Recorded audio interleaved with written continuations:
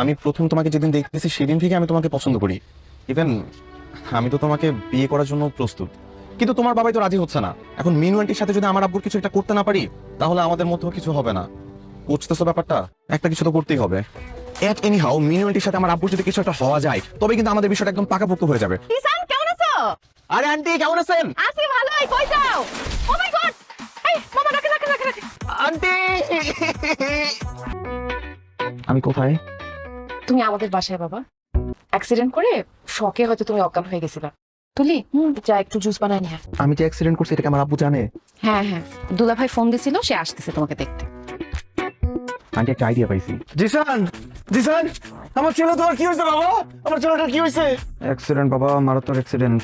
Doctor বলছে aunty যদি আমাকে ঠিক টাইমে চিকিৎসা না করাইতো, তাহলে যে আমার কি অবস্থা হইতো। তুমি আন্টির সাথে কত খারাপ ব্যবহার করছো। আজকে যদি আন্টির জায়গায় আমি থাকতাম, জীবনও তোমার ছেলেকে এরকম ভাবে বাসায় নিয়ে আসতাম না। তো বাসায় আনতে বলছে কি? রাস্তার মোড়ে মোড়ে হসপিটাল, একটা হসপিটালে ভর্তি করতে পারতো না? কি বলিস? কক্সবাজার বাইকে ট্যুর? ওকে ডান, আমি আসি।